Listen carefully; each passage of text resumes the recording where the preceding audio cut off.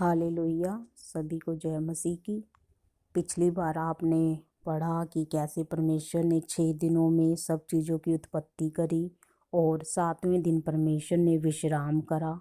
और जो ये पुराना नियम है इसमें आप पढ़ेंगे जब तक ये पुराना नियम चलता है कि परमेश्वर ने 7वें दिन को जो कि शनिवार था और उसमें परमेश्वर ने विश्राम का दिन ठहराया था, और जो उसे नहीं मानता था तो परमेश्वर उससे नाराज रहते थे। तो आज हम अध्याय 2 शुरू करेंगे उत्पत्ति का।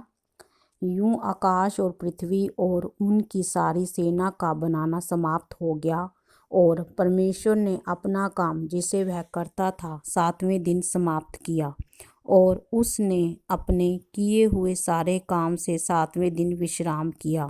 और परमेश्वर ने 7वें दिन को आशीष दी और पवित्र ठहराया, क्योंकि उसमें उसने सृष्टि की रचना के अपने सारे काम से विश्राम लिया। मनुष्य की उत्पत्ति।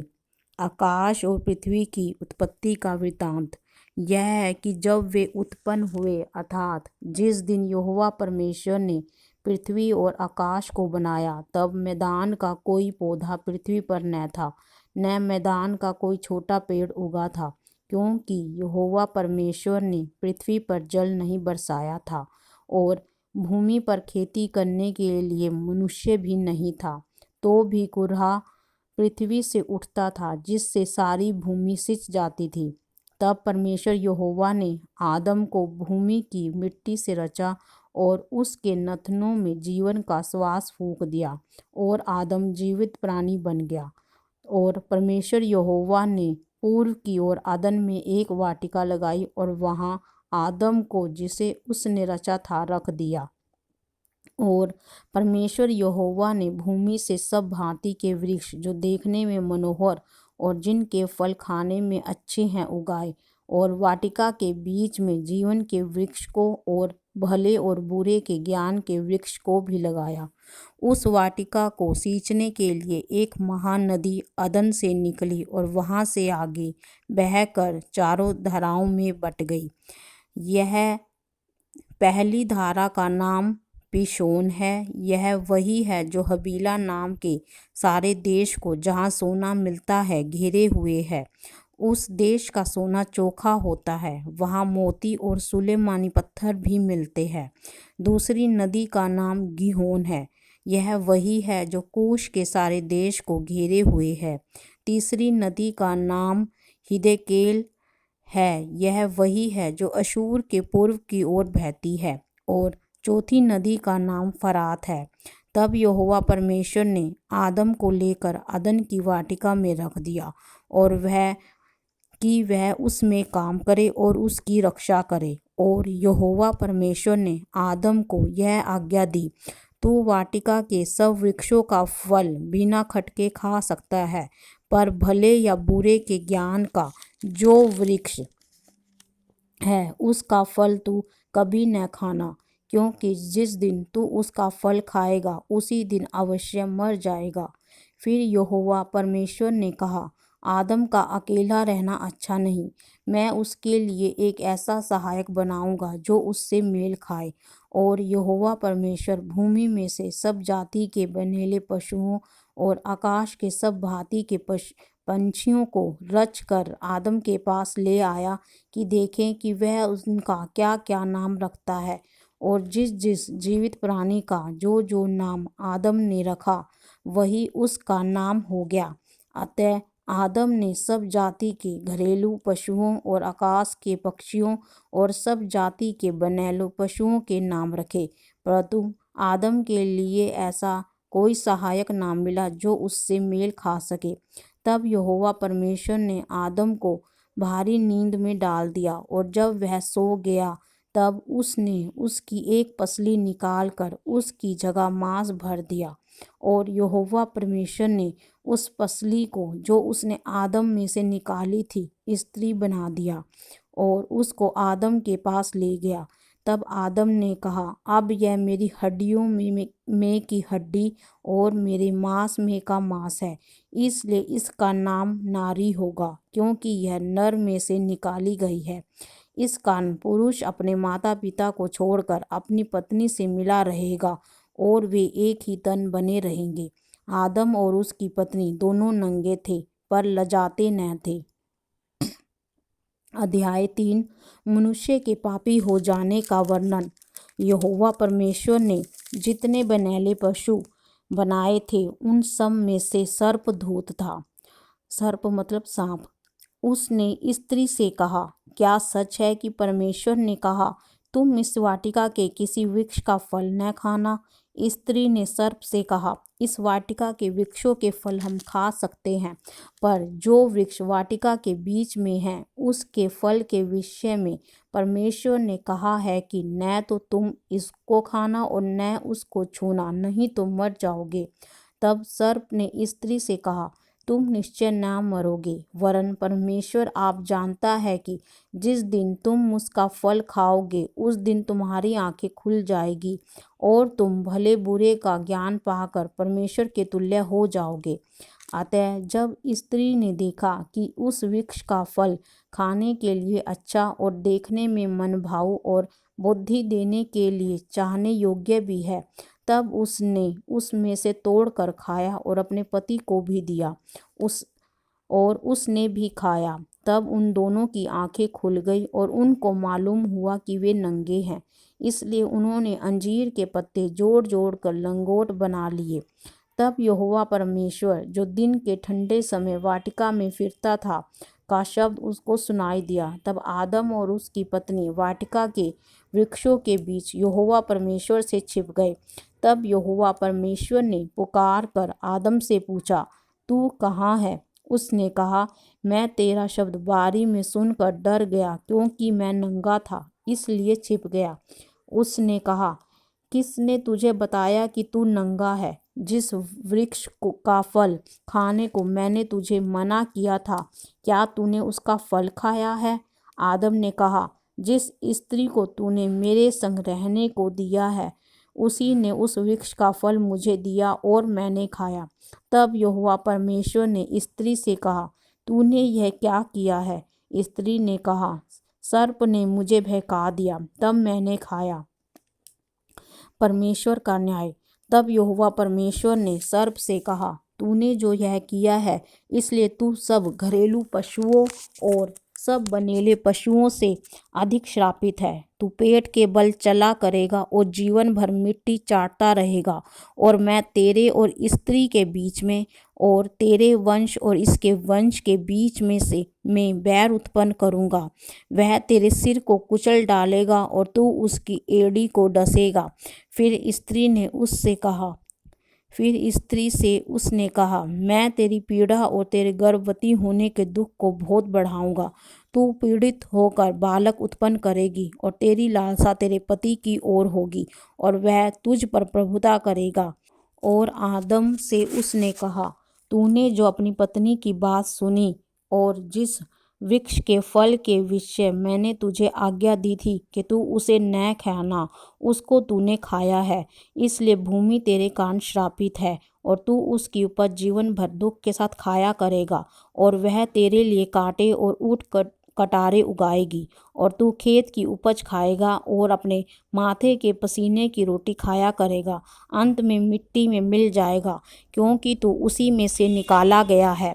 तू मिट्टी तो है और मिट्टी ही में मिल जाएगा और मिट्टी में ही फिर मिल जाएगा। आदम ने अपनी पत्नी का नाम हव्वा रखा, क्योंकि जितने मनुष्य जीवित हैं उन सब की आदि माता वही हुई। और यहोवा परमेश्वर ने आदम और उसकी पत्नी के लिए चमड़े के अंगरखे बनाकर उनको पहना दिया।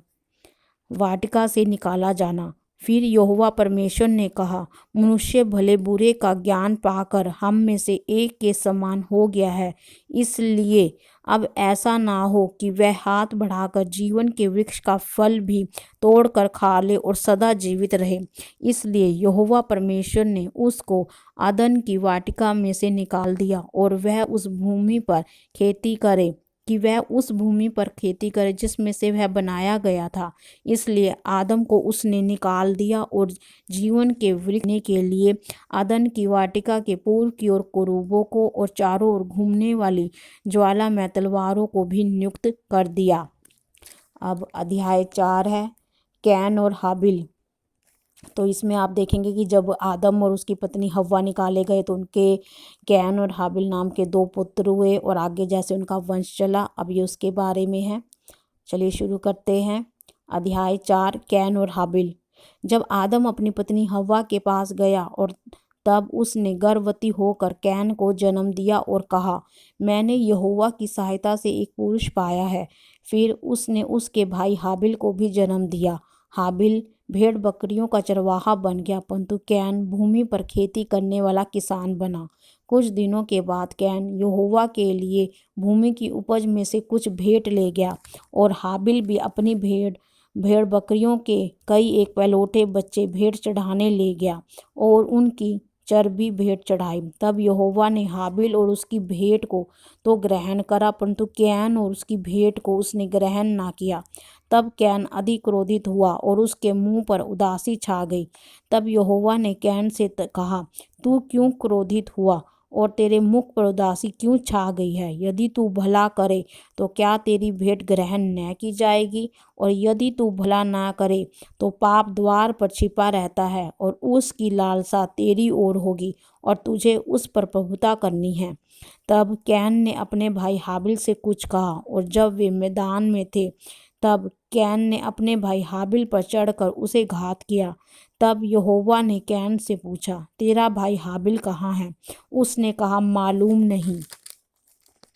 क्या मैं अपने भाई का रखवाला हूँ? उसने कहा, तूने क्या किया है? तेरे भाई का लहू भूमि से मेरी ओर चिल्लाकर मेरी दुहाई दे रहा है। इसलिए अब भूमि जिसने तेरे भाई का लहू तेरे हाथ से पीने के लिए अपना मुंह खोला है, उसकी ओर से तू श्रापित है।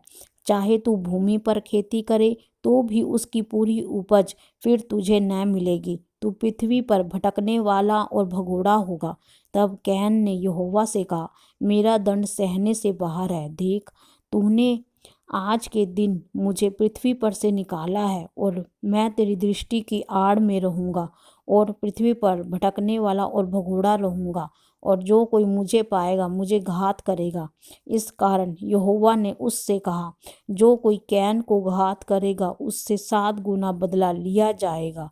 और यहोवा ने कैन के लिए एक चिन्ह ठहराया, ऐसा ना हो कि कोई उसे पाकर मार डाले। कैन के वंशज। तब कैन यहोवा के सम्मुख से निकल गया और नोद नामक नदी में जो के पूर्व की ओर है रहने लगा। जब कैन अपनी पत्नी के पास गया तब वह गर्भवती हुई और उसने हनोक को जन्म दिया। फिर कैन ने एक नगर बसाया और उस नगर का नाम अपने पुत्र के नाम पर हनोक रखा। हनोक से इराद उत्पन्न हुआ, इराद से महूयाल उत्पन्न हुआ, महूयाल से मतुशायल और मतुशायल से लेमेक उत्पन्न हुआ। लेमेक ने 2 स्त्रियां ब्याह ली, जिनमें से एक का नाम आदा और दूसरी का सिल्ला था। आदा ने याबाल को जन्म दिया। वह तंबुओं में रहता और पशुपालन इन दोनों रीतियों का प्रवर्तक हुआ। उसके भाई का नाम युबाल था। वह वीणा और बांसुरी आदि बाजों के बजाने की सारी रीति का प्रवर्तक हुआ। और सीला ने भी तबूल कैन नामक एक पुत्र को जन्म दिया। वह पीतल और लोहे के सब धार वाले हथियारों को गढ़ने वाला हुआ। तबूल कैन की बहन नामा थी। और लमेक ने अपनी पत्नियों से कहा, हे आदा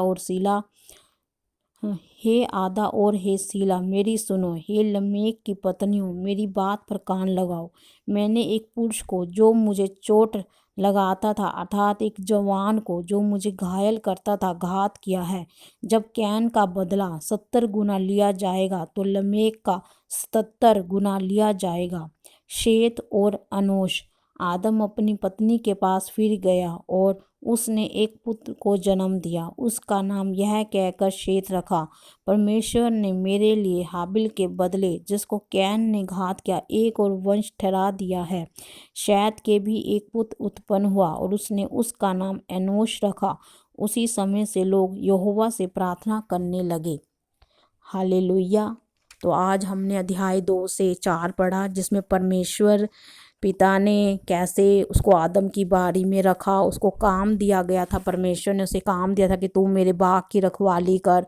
फिर परमेश्वर ने उसके लिए एक सहायक ठहराया गया। और यदि आप वचन के अनुसार पढ़ेंगे तो परमेश्वर ने कहा कि मैंने उसकी पसली में से एक को निकाला, पसली एक निकाल कर परमेश्वर ने उसके लिए हव्वा बनाई। और इसीलिए आज जब हम देखते हैं आज के टाइम में, तो जो पत्नियां होती हैं वो अपने पति की बहुत बड़ी सहायक मानी जाती हैं और उनके हर एक हिस्से में उनकी सहायता करती हैं। उसके बाद परमेश्वर ने देखा कि कैसे मनुष्य जाति पाप में चली गई है। उसके बाद फिर परमेश्वर ने जब जब आदम और हव्वा ने मिलकर पाप करा, सर्प ने उसे भगाया, तो परमेश्वर ने उनका न्याय करा। उसके बाद कैसे आदम का वंश चला, कैन और हाबिल चला। और अगर आप देखेंगे इसमें, तो कैन ने भी जब परमेश्वर ने उसकी भेंट को स्वीकार नहीं करा तो वो क्रोधित हुआ, यानी कि उसने पाप को अवसर दिया।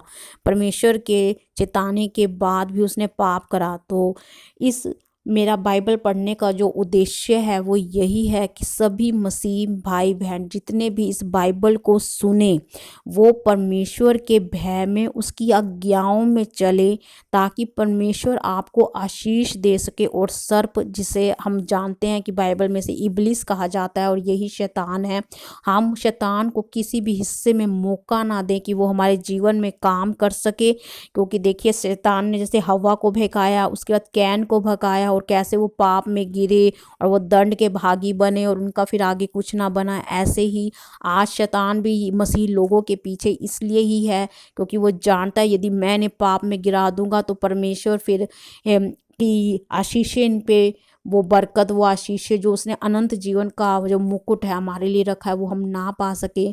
तो इसीलिए मैं फिर से यही कहना चाहूँगी कि इस बाइबल को ज़्यादा से ज़्यादा शेयर कीजिए। ये बाइबल एक सुसमाचार है उन लोगों तक पहुँचने का जो बाइबल को पढ़ नहीं पाते, जो खुद नहीं पढ़ पाते। और परमेश्वर की आत्मा की अगुवाई से ही मैं इस बाइबल को पढ़ना शुरू करा है, क्योंकि परमेश्वर की आत्मा ने मुझे कहा कि तू बाइबल पढ़ और ये सुसमाचार फैलाया जाएगा।